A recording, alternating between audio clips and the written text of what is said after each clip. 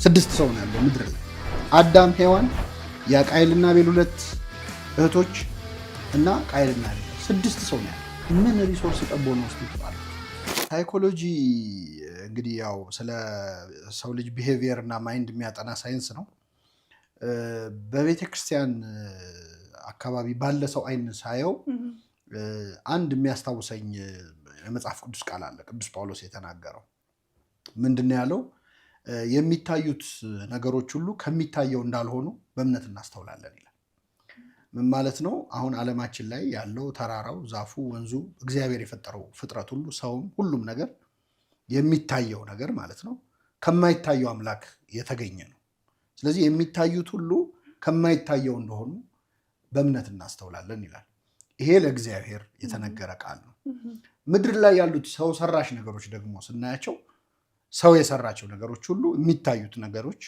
ከማይታየው የሰው ማይንድ የተገኙ ናቸው የሰው አይምሮ የተገኙ ናቸው ምክንያቱም መጀመሪያ የሚያልቀው ጭንቅላት ውስጥ ነው ምንም አይነት ዲዛይን ምንም አይነት ስራ ምንም አይነት ኮንስትራክሽን ቢሆን በአይምሮ ላይ ነው የሚያልቀው ጥሩም ስራ መጥፎም ስራ ማለት ነው ስለዚህ እኔ ልክ ሳይኮሎጂ ሲባል መጀመሪያ አይምሮ ላይ የሚመጣው የመጽሐፍ ቅዱስ ቃል ይሄ ነው ሁለተኛው ነገር ሳይኮሎጂ እንግዲህ በጣም ውስብስብ የሆነውን የሰው ማይንድ የሚያጠና ዘርፍ ነው ምናልባትም በሳይኮሎጂ ደረጃ ስፋት ያለው የጥናት መስክ ያለው ሌላ ሳይንስ ያለው ሁሉ አይመስለኝም ለምንድን ነው የምለው ለምሳሌ ባዮሎጂ ምን እንደሚያጠና ይታወቃል ኬሚስትሪ ምን እንደሚያጠና ይታወቃል ፊዚክስ ምን እንደሚያጠና ይታወቃል ስታዲ ኦፍ እንደዚህ ተብሎ ስፔሲፊክ የሆነ ኤሪያ ኦፍ ስታዲ አለው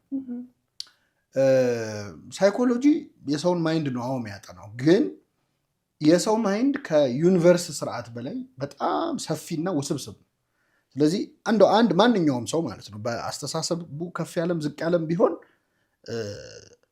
የአይምሮ ስርዓቱ የብሬን ስትራክቸሩ ከከዋክብት ስርዓት በላይ በጣም የተወሳሰበ ነው ስለዚህ ዓለም ላይ አሁን በብዙ ቢሊዮን 8 ቢሊዮን ምናምን ገብተናል 8 ቢሊዮን ዩኒቨርሶች ናቸው ያሉት ዓለም ላይ ማለት ነው የአንድ ሰው ማይንድ ዩኒቨርስ ከሆነ የከዋክብትን ሲስተም የሚያህል ውስብስብነት ካለው 8 ቢሊዮን ዩኒቨርሶች አሉ ይሄን 8 ቢሊዮን ዩኒቨርስ የሚያጠናው ፊልድ ሳይኮሎጂ ነው ምክንያቱም አሁን እኔን በማጥናት የኔን ማይንድ በማጥራት የሌላው ሰው ማይንድ እንደዚህ ነው ማለት አይቻልም ሁሉንም ሰው ሳይኮሎጂ ለምሳሌ አንቺ ጋር ሰዎች ቴራፒ ሲመጡ ከዚህ በፊት የሆነ ሰው የነገረሽን ኬዝ ይዘሽ እነሱ ላይ አፕላይ አታደርጊው ለመጀመሪያ ጊዜ ቴራፒ እንደምትሰጪ ያህል ነው እኛ በመጽሐፍ ቅዱስ ትልቁ ቴራፒስት እግዚአብሔር ነው ለብቻ የሚያናግረው እሱ ነበረ ለምሳሌ አዳም መጥቶ የሰጠኝ ሴት ከዛፉ ሰጠችኝና በላው አላት ብሎ ነገር ለምን ከዛፉ ሰጠሽው አላላት ያደረግሽው ምንድነው ነው ያላት የራሷን ስቶሪ እንድትተርክ እድል ሰጥቷታል ያለው ልምድ የሌለው የሚሆን ፊልድ ነው ማለት ከዚህ በፊት በጣም ብዙ ሰዎች ቴራፒ ሰጠሽ ሴሽን ኖሮሽ ሊኖር ይችላል አሁን የሚመጣውን ሰውዬ ግን ለመጀመሪያ ጊዜ ቴራፒ መስጠት ልጀምሪ ነው እና እርግጠኛ የማይሆንበት በጣም ሰፊ እንደዛ ይመስለኛል ማለት ይሄ የልጅ ልጅና አያት ላይ ያለ ጸብ ማለት ነው ምክንያቱም የትኛውም ዓለማችን ላይ ያሉ ዩኒቨርሲቲዎች የመጀመሪያ ፊልዳቸው ቲዮሎጂ ነው በቲዮሎጂ በሃይማኖት ነው የሚጀምሩት ከዛ ቲዮሎጂ ፊሎሶፊን ወለደ ፊሎሶፊ ሳይንስን ወለደ ከዛ በኋላ የመጡ ናቸው ሳይኮሎጂ ምንላቸው ስለዚህ የፊሎሶፊ ልጅ ነው ማለት የሃይማኖት የልጅ ልጅ ነው እንግዲህ አንዳንድ ሰዎች እንደውም በተለይ የናቹራል ሳይንስ ሰዎች ሳይኮሎጂን እንደ ሳይንስ ለማየት ይቸገራሉ በጣም የህክምና ሰዎች ራሱ እንኳን አነሳው በጣም ሶፍት ሳይንስ ነው የሚል ሐሜት አለበት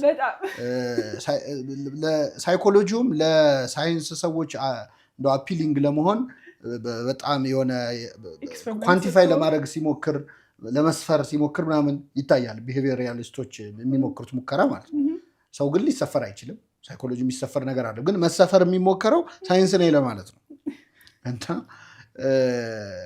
በጣም ሶፍት ሳይንስ ነው ለሃይማኖት ይቀርባል የሚል ትችት አለበት ሐሜት አለበት እንዲሁም ፊልዱ ማለት ነው ከዛ ውጪ ግን ሳይኮሎጂ የሰውን ማይንድ ከሆነ ቆጣጠራለሁ የሚለው በሰው ማይንድ ላይ እንግዲህ እውነትም ሆነ ልክም ሆነ ውሸትም ሆነ ሃይማኖት ማለት ነው እውነትም ሆነ ውሸትም ሆነ ሲግኒፊካንትሊ በሰው ማይንድ ላይ ተጽዕኖ ያለው ትልቅ ነገር ነው ሃይማኖት። ስለዚህ አንድን ሰው በአይምሮ ላይ በአስተሳሰቡ ላይ በጠባዩ ላይ ያለበትን ችግር ኪዩር ለማድረግ ህመም ከሆነ ኪዩር ለማድረግ በአይምሮ ላይ ትልቅ አስተዋጽኦ ያለውን ፊልድ ኢግኖር ማድረግ አይችልም። ሃይማኖት በዓለማችን አስተሳሰብ ላይ ኤቲስቱም ቢሆን ማለት ነው ከሃይማኖት አስተሳሰብ ቅኝት ሊወጣ አይችልም። ሳይንሱም ቢሆን ከሃይማኖት አስተሳሰብ ቅኝት ሊወጣ አይችልም። የፈለገ ፍልስፍና ቢኖር ለምሳሌ የአውሮፓን ሬኔሳንስ ወይም የጣም የስልጣኔው ዘመን ብታይ ከሱ በፊት ሃይማኖት ነው ያን ኢንላይትመንት ያመጣው። እነ ኒቼ እንደሚሉት ማለት ነው ባያምኑበትም እንኳን የሃይማኖትን ኮንትሪቢዩሽን ኢግኖር ማድረግ አይቻልም። ስለዚህ በዚህ ደረጃ ለኢንላይትመንት ለሳይንስ ለፊሎዞፊ አስተዋጽኦ ያደረገና ተጽዕኖ በቀላሉ ሊናቅ የማይችል ዘርፍን ንቆ የሰውን አይምሮ አክማለሁ ማለት አይችልም ሳይኮሎጂ። ስለዚህ በጣም የሚገናኝ ነው። ከዛ ውጭ በጣም ብዙ ኤሌመንቶች እኮ የተወሰዱት የሳይኮሎጂ ኤሌመንቶች ከሃይማኖት ነው። የቴራፒ ሴሽን እኮ ኮንፌሽን እኮ ነው። ንስሐ አባት የሚሰራው ስራ ነው ሳይኮሎጂ የሚሰራው። ንስሐ አባቶች ኑዛዜ ማለት ቁጭ አድርጎ ሰውን መስማት ነው። እንደውም የሚገርምሽ ኮንፌሽን በግዕዙ ኑዛዜ ነው የሚባለው። ኑዛዜ ማለት ብዙ ጊዜ ውርስ ምናምን ሰው ሊሞት ሲል ነው ኑዛዜ የሚለው፣ ግን ግዕዙ ናዘዘ አረጋጋ ነው። ኑዛዜ መረጋጋት ማለት ነው፣ ሪሊፍ ማለት ነው። እንትን በዚህ ዘብራዘርስ ካራማዞቭ ላይ የዶስቶቭስኪ እንግዲህ የራሻ ኦርቶዶክሶች እንደ ሰከንድ ባይብል የሚሉት ነው። በጣም ብዙ ሃይማኖታዊ እንትኖች አሉት እና እዛ ላይ አንድ ልጅ ተናዞ ሲወጣ ሪሊፍ ሲያገኝ አይነት ሴሽን አለው እና በቃ እኮ ይሄ እኮ ነው ቴራፒ ማለት። ለንስሐ አባት መናገር የለመደ ለሳይካትሪስት አያስቸግርም። ከዛ ውጭ ያኛው ጸሎት ስላለው አብሶሌሽን ስላለው የሚፈጸም ሪቹዋል ስላለው ጠበል ስላለው ምናምን ነው። እናንተ ይህን ማድረግ ላትችሉ ትችላላችሁ። ግን ትልቁ የቴራፒ በጣም ወሳኛ አንብበን ተምረን ምናምን የገባንን ነገር ነውር ነው ይሉሽ። በቃ ይሄ ነው ዊዝደም የሚባለው። ኖሌጅ እና ዊዝደም ልዩነቱ ይሄ ነው። ኖሌጅ ምናምን አጥንተን አንብበን ተምረን ምናምን የምናገኘው፣ ዊዝደም ግን በቃ እንዴት ነው እንትን ውስጥ ገንዳ ውስጥ መዋኘትና ውቅያኖስ ውስጥ መዋኘት ማለት ነው ልዩነቱ። ዊዝደም ውቅያኖስ ነው፣ እኛ ገንዳ ውስጥ ነው የሚዋኝ። እናት አባቶቻችን አረጋውያኑ በተለይ እንደዚህ ነው የሚሆነው ካሉ አሉ ገብቷቸዋል፣ ከህይወት ተምረዋል ምን እንደሚያመጣ በጣም በቀላሉ እኛ አሁን እንደዚህ ዲስከስ የምናደርገው መከራ አይተን። ህልምና ራእይ እንግዲህ ራእይ ነቅተሽ የምታየው ማለት ሰው ሳይተኛ ነቅቶ ሰማይ ተከፍቶ የሆነ ነገር ከታየው ወይም መልአክ ተገልጾ ከታየው ምንም አይነት ሪቪሌሽን ከኖረ፣ ህልም ግን ተኝተን የምናየው ነው። በእውነት በጣም ህልምን በጣም ለሚያምኑ ሰዎች ብዙም ደስ የማይል ነገር ነው። ቅዱስ እንጦንስ የተናገረው አንድ ቃል አለ። ህልምን የሚያምን ሰው የዲያብሎስ መጫወቻ ነው ይላል። በመንፈሳዊ አይን ህልምን የሚያምን ሰው የዲያብሎስ መጫወቻ ነው። ቶይ ፎር ዴቪል ነው የሚለው። እንግዲህ እንደ አሻንጉሊት ነው። ምን ማለት ነው? መጀመሪያ ህልም ከሶስት መንገድ ነው፣ ከሶስት ነገር ነው የሚታየው። አንደኛው ከእግዚአብሔር በቀጥታ እግዚአብሔር የሚያሳየው ህልም አለ። ሁለተኛው ከስራ ብዛት ይታያል ይላል መጽሐፈ መክብብ ላይ። ህልም ከስራ ሊገቡ የሚችሉት ያው እነሱ ትንሽ ወደ አንድ ጉዳይ ላይ ብቻ አተኮሩበት እንጂ ማለት ነው። እና ከስራ ብዛት ይታያል ይላል ከሐሞት የሚለው የኛ መጽሐፍ ማለት ነው። ሶስተኛው ከሰይጣን ሊታይ ይችላል። ሰይጣን የእኛን ቶት አክሰስ ማድረግ አይችልም። ነገር ግን ቶት ፓተርናችንን ቀጥሎ የምናስበውን የምንውልበትን ነገር ላይ አስተዋጽኦ ማድረግ ስለሚችል ያንን ስናይ ኢንዳይሬክትሊ ህልሙ ላይ ሰይጣን አስተዋጽኦ ሊያደርግ ነው ማለት ነው። ስለዚህ ከነዚህ ከሶስቱ አንዱ ነው። ህልም እንግዲህ ትክክል ሊሆን የሚችልበት እድል 1/3 ነው ማለት ነው። በሃይማኖት ትምህርት ከእግዚአብሔር የሚታይበት ከስራ ብዛት ከውሎ ከኤክስፒሪየንስ ሊታይ ይችላል፣ ከሰይጣን ሊታይ ይችላል። ስለዚህ ህልም ላይ በጣም ዲፔንድ የሚያደርግ ሰው 1/3 ቻንስ ባለው ነገር ላይ ነው በጣም ዲፔንድ የሚያደርገው። አሁን ይህን ስባይልም አላይም እኮ እኔ በቃ በስንት አንዴን የማየው ካየው ጠባይልም ይላል የሁሉም ሰው። እግዚአብሔር ህልም ያሳያል? አዎ ያሳያል። እግዚአብሔር በአንድም በሌላም ይናገራል፣ ሰው ግን አያስተውለውም። አፍላ እንቅልፍ በሰው ላይ ወድቆ ሳለ ይላል ሰው ተኝቶ እያለ እግዚአብሔር በህልም ሊናገረው ይችላል። ግን እግዚአብሔር በህልም የሚናገረው የግድ በህልም ብቻ መነገር ያለበት ነገር ሲሆን አንድ ምናልባትም ለአንድ ሰው እግዚአብሔር በህልሙ የሚናገረው አንዴ ብቻ ሊሆን ይችላል በህይወት ዘመን። በነገራችን ህልም ብቻ አይደለም ትንቢትም። ለምሳሌ ነቢያት በህይወት ዘመናቸው አንዴ ተናግረው ትንቢት ሊሞቱ ሁሉ ይችላሉ እንጂ ኮንቲኒየስ የሆነ ነገር ሁሉ ነገር ላይ ትንቢት ሲናገሩ አይሆኑም። ወደ ህልምም ስንመጣ በህልም ብቻ መነገር ያለበት። ለምሳሌ ፈርዖንን አስተኝቶ በህልሙ ነገረው። ፈርዖንን ተገልጾ ሊያናግረው አይችልም። የሚናገረው ደግሞ በራእይ መነገር ያለበት። ለምሳሌ ድንግል ማርያም ጌታ እንደምትወልድ ቅዱስ ገብርኤል መጥቶ ትጸንሻለሽ ትወልጃለሽ ብሎ ነገራት። በራእይ በመገለጥ ማለት ነው። በህልሟ ቢነግራት ኖሮ የዛሬው ህልም ደግሞ ጭራሽ አምላክን ትወልጃለሽ እንዴት አይነት ነገር ነው ልትል ትችላለች። ከጉዳዩ ክብደት አንጻር የግድ በመገለጥ መታየት ነበረበት። በህልም አሁን ዮሴፍን ህፃኑንና እናቱን ይዘው ወደ ግብፅ ሽሽ ለማለት መልአክ መገለጥ መውረድ የለበት። ለሱ ደግሞ በራእይ በህልም ታየው ማለት ነው። ስለዚህ የግድ በህልም መነገር ያለበት አንገብጋቢ ጉዳይ ከሆነ በህልም እግዚአብሔር ያናግረናል። ሌላኛው ህልም ከታየ እንደ መጽሐፍ ቅዱሱ ህልም ከታየ ጥርት ብሎ ነው የሚታየው። ይሄ የሆነ መስክ ላይ የሆንኩ ይመስለኛል፣ እየመጣሁም ይመስለኛል፣ እየሄድኩም ይመስለኛል የሚል ቬግ የሆነ ህልም የለም። እግዚአብሔር ካሳየ ጥርት አድርጎ ከነ ሴንቲሜትሩ ከነ ሜትሩ።